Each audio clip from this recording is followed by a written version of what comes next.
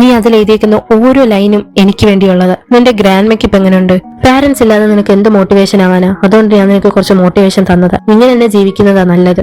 ആളുടെ മൂക്കിന്ന് ബ്ലഡ് വരാണ്. ഞാൻ ജനിച്ചത് മുതലേ എന്നെ ഒറ്റയ്ക്കാക്കി എനിക്ക് ശീലമുള്ളൂ. നിങ്ങളുടെ ആ നോട്ടം, നിങ്ങളുടെ ആ രീതി അതെന്നെ തീർക്കുമെങ്കിലും നിങ്ങൾ എന്ത് തെറ്റിലാന്ന് എനിക്ക് കാണിച്ചു തരണം. നീ ഒരു കാര്യം ചെയ്യ്, എഴുതിത്താ ഞാൻ എന്തൊക്കെ ചെയ്തിട്ടുണ്ട്, എന്തൊക്കെ ചെയ്തിട്ടില്ല. ഞാൻ അതിരുന്ന് വായിച്ച് എന്റെ പാപം പൊറുക്കാൻ ഞാൻ പ്രാർത്ഥിക്കാം. അതാകുമ്പോ നീ കെട്ടിപ്പൂട്ടി വെച്ചേക്കുന്ന വേദന മാറുമെങ്കിൽ മാറട്ടെ. ആ സ്ക്രീൻ പ്ലേയിൽ എനിക്ക് വേണ്ട എല്ലാം നീ എഴുതിയിട്ടുണ്ട്. ആളിതെല്ലാം കേട്ടിരിക്കുകയാണ്. ദൊങ്മാനെ ഒന്നും പറയാനില്ല. നമുക്ക് നോക്കാം ആ സ്ക്രീൻ പ്ലേ ആർക്കാ കിട്ടാൻ പോകുന്നതെന്ന്. യൂന അവിടെ നെനീറ്റ് പോവാണ്. ദൊങ്മാനും ഒന്നും പറയാനില്ല. അത് കട്ട് ചെയ്ത് യൂന ഇതെല്ലാം ആലോചിച്ചുകൊണ്ട് കിടക്കാണ്.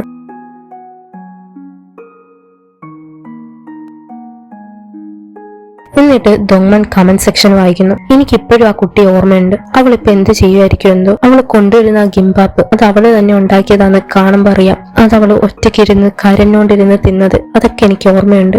ദൊങ്മാൻ ഇതെല്ലാം വായിക്കാണ്. നിങ്ങളെല്ലാം എന്തായി ചെയ്യുന്നേ? ആളിപ്പോ ഒരു അഡൾട്ട് അല്ലേ? അവളിത് വായിക്കുമ്പോ അവൾക്ക് എന്ത് തോന്നിക്കാണും? എല്ലാരും അവളെ സഹതപിക്കുമല്ലേ? അവളൊരു കൂട്ടി തന്നെ പെട്ടെടുക്കുമല്ലേ? മതി അവളെ വെച്ച് കളിച്ചത്. അത് കട്ട് ചെയ്ത് ഹെയ്ജി ഗ്യോങ്സയുടെ സ്ക്രീൻ പ്ലേ വായിച്ചിട്ടിരിക്കുകയാണ്. ഗ്യോങ്സ വിളിച്ച് ചോദിക്കുന്നു, എന്റെ സ്ക്രീൻ പ്ലേ വായിച്ചോ? എങ്ങനെയുണ്ട്? അത് കൊള്ളാം. അത്രേ ഉള്ളോ? ഞാൻ വേറെന്ത് പറയണം? നീ എന്താ ഇങ്ങനെ സംസാരിക്കുന്നേ? ഞാൻ എങ്ങനെ സംസാരിക്കണം? നീ ആഫ്റ്റർ പാർട്ടിക്ക് വരുന്നുണ്ടോ?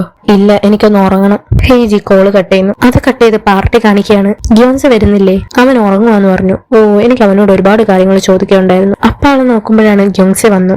ആള് ഹായ് കാണിക്കാണ്. നോക്കുമ്പോ ആള് ഡയറക്ടർ പാർക്കിന്റെ അടുത്ത് പോയിരിക്കുന്നു. ഹെയ്ജി ഇങ്ങനെ നോക്കുകയാണ്. അവരവിടെ സംസാരിച്ചുകൊണ്ടിരിക്കുകയാണ്. ഓ, അത് പ്രൊഡ്യൂസർ ഹെയ്ജി അല്ലേ? ജോങ്സെ നോക്കുമ്പോ ഹെയ്ജി അവിടെ ഉണ്ട്. എന്നിട്ട് ആള് വന്ന് ഹെയ്ജി എടുത്തിരിക്കുകയാണ്. നീ എപ്പോഴും ഇങ്ങോട്ട് വന്നേ? നിങ്ങൾ ആരാണ് സാർ? എന്താ നീ കുടിച്ചിട്ടിരിക്കുകയാണോ? നിങ്ങൾക്ക് എന്നെ അറിയാവോ? നമ്മൾ ഇതിനു മുമ്പ് കണ്ടിട്ടുണ്ടോ? നീ എന്തായി ചെയ്യുന്നേ? എക്സ്ക്യൂസ് മീ, എനിക്ക് നിങ്ങൾ ആരാന്ന് മനസ്സിലായില്ല. ഒന്ന് ഇവിടെ നിന്ന് മാറാമോ? ആ ഡയറക്ടർ പാർക്ക് എപ്പിസോഡ് 3ഉം 4ഉം അടിപൊളിയായിരുന്നു. ഇപ്പൊ ആള് ചിരിക്കുകയാണ്. എക്സ്ക്യൂസ് മീ, നിങ്ങൾ ഡയറക്ടർ ഗ്യോങ്സി ആയിരുന്നോ? നാഷണൽ സ്ട്രെസ് മാനേജ്മെന്റ് ഡിപ്പാർട്ട്മെന്റ് എഴുതിയ. നിങ്ങളെ മനസ്സിലാക്കാത്തതിന് സോറി. നീ എന്തിനാ ഇങ്ങനെ ആക്ട് ചെയ്യുന്നത്? ഞാൻ നിങ്ങളുടെ വർക്കെല്ലാം വായിച്ചു. എനിക്ക് ഇഷ്ടപ്പെട്ടു. നിങ്ങൾ ചെയ്തതിൽ ഏറ്റവും നല്ലത്. നിങ്ങളുടെ റൈറ്റിംഗ് ഫുൾ എക്സൈറ്റ്മെന്റ് ആയിരുന്നു, ഫുൾ എനർജി. നിങ്ങളിപ്പോ പ്രണയത്തിലായിരിക്കും. ഗ്യോങ്സി ഒന്നും മിണ്ടുന്നില്ല. നല്ല റൈറ്റിംഗ് ആയിരുന്നു. ഇങ്ങനെ തന്നെ മുന്നോട്ട് പോകണം. ഡയറക്ടർമാരെ ജീവിതത്തിൽ നിന്ന് പകർത്തുന്ന. നിങ്ങൾ പ്രണയിക്കണം. 100 ഒരു 1000 വട്ടം. ഞാൻ നിങ്ങളെ സപ്പോർട്ട് ചെയ്യും. Good luck. ഗ്യോങ്സി ഒന്നും മിണ്ടുന്നില്ല. എന്നിട്ട് ഹെയ്ജി ഇറങ്ങി നടന്നു പോവാണ്. ഹെയ്ജി, ഞാൻ പറയുന്നത് കേക്ക്. ആൾക്കാർ പറയാറുണ്ട് ഡയറക്ടറിന്റെ വൈഫാണ് ഏറ്റവും കഷ്ടപ്പെട്ട ജീവിതമെന്ന്. പക്ഷെ എന്ത് ചെയ്യാനാ, ഞാനൊരു പ്രൊഡക്ഷൻ കമ്പനിയിലെ CEO ആയി പോയില്ലേ. ഈ എക്സൈറ്റ്മെന്റിൽ മുമ്പിലോട്ട് വെക്കോ. നിങ്ങൾ നരകത്തിൽ വീണാലോ അല്ലെങ്കിൽ തേനിൽ വീണാലോ എനിക്ക് കുഴപ്പമില്ല. ഇങ്ങനെ എന്തെങ്കിലുമൊക്കെ ഒന്ന് എഴുതിയാൽ മതി. വേണമെങ്കിൽ ആ തേനിൽ ഞാൻ തന്നെ നിന്നെ മുക്കും. അതുകൊണ്ട് ഇങ്ങനെ തന്നെ ജീവിച്ചോ. ജോങ്സയ്ക്ക് ഒന്നും പറയാനില്ല. ശരി, എനിക്ക് എക്സൈറ്റഡ് ആയി. പണ്ട് എന്നെ ഹെയ്ജി സപ്പോർട്ട് ചെയ്യുന്ന പോലെ ഒരാളെ കിട്ടിയപ്പോ. ഇപ്പൊ നീ എന്നെ ഒന്ന് നോക്കാറ് പോലും ഇല്ല. പിന്നെ ഞാൻ ഇങ്ങനെ എഴുതും. ഹെയ്ജി നടന്നു പോവാണ്. ജോങ്സ് ഇങ്ങനെ നിൽക്കാണ്. അത് കട്ട് ചെയ്ത് ദുങ്മാൻ എണീക്കാണ്. വോയിസ് ഓവർ കേൾക്കാം.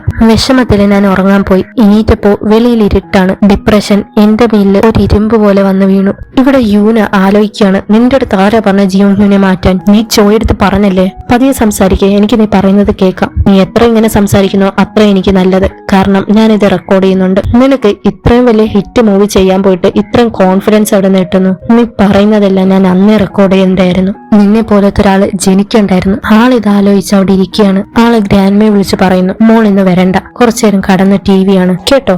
അങ്ങനെ ആള് കടന്നുപോയി TV ആണ്. ഇവിടെ ദൊങ്മാൻ ഇറങ്ങി വരുമ്പോ വെളിയിൽ ജയുണ്ട്. നിനക്ക് ഞാൻ ഇട്ടിട്ട് പോകുന്നതെല്ലാം പറക്കിയെടുക്കുന്ന ഒരു ശീലം ഉണ്ടല്ലേ. കാങ്സിക്കിനെ എടുത്തു, പിന്നെ യൂനയും. നിനക്ക് എന്താ തോന്നുന്നത്? നീ ഇട്ടിട്ട് പോയത് അത്ര നല്ല കാര്യമാണെന്നാ? നിനക്ക് പേടിയായിരുന്നു, അതുകൊണ്ട് നീ ഇട്ടിട്ട് പോയി. അവള് നല്ല രീതിയിൽ തിളങ്ങി, അതുകൊണ്ട് നീ പേടിച്ചു. ആര് പേടിച്ചു എന്ന്?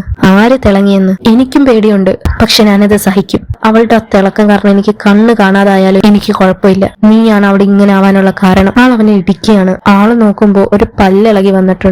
ആളത് സൂക്ഷിച്ചു നോക്കുന്നു. ആള് ഇടിക്കാൻ റെഡിയായി ചാടി ചാടി നിൽക്കാണ്. എന്റെ മൂവി ഒന്നും എനിക്ക് പ്രശ്നമില്ല, ഇന്ന പിടിച്ചോ. അങ്ങനെ രണ്ടുപേരും ഇടിച്ച് തറയി വീഴാണ്. പിന്നെ അവിടെ അടിയോടടി.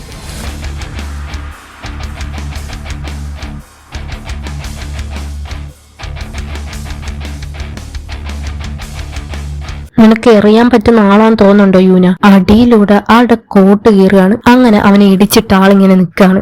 ജെ വീണ്ടും വന്നടിക്കുന്നു. അപ്പോ വോയിസ് ഓവർ കേൾക്കാം. എനിക്കിത് പറയുന്നതിൽ വിഷമമുണ്ട്. നീ ജിയോങ്കിയുടെ മോളാന്ന് നീ അത്ര വേദനയോടെ മറച്ചു വെക്കുന്ന ആ കാര്യം എനിക്കെന്തോ വലിയ തിളക്കമുള്ളതായിട്ടാ തോന്നുന്നത്. ഞാൻ നിന്റെ ലെവലിൽ എത്താൻ പറ്റാത്ത ഒരു സാധാരണ ഒരാളാ. നീ അങ്ങ് സ്വർഗത്തും. എല്ലാവർക്കും പ്രശ്നങ്ങളുണ്ട്.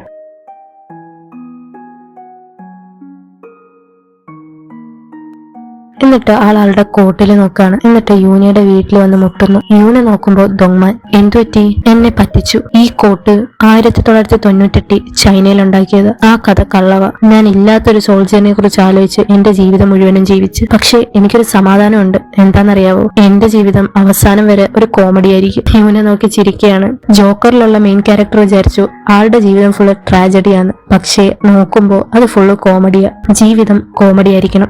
ഞാൻ കുറച്ച് കോമഡി ചെയ്താൽ കുഴപ്പമുണ്ടോ? യൂന നോക്കുവാണ്. എന്റെ പല്ലെവിടെ പോയി? യൂന ചിരിക്കുന്നു. അങ്ങനെ ആളവിടെ കളിച്ചിരിച്ച് നിൽക്കാണ് യൂനയും. അതോടെ എപ്പിസോഡ് 11 ഇവിടെ തീരാണ്. ഫൈനൽ എപ്പിസോഡായി അടുത്ത വീഡിയോയിൽ കാണാം. വീഡിയോ ഇഷ്ടപ്പെട്ട ലൈക്ക് ചെയ്ത് സബ്സ്ക്രൈബ് ചെയ്യാൻ മറക്കണ്ട. Bye guys.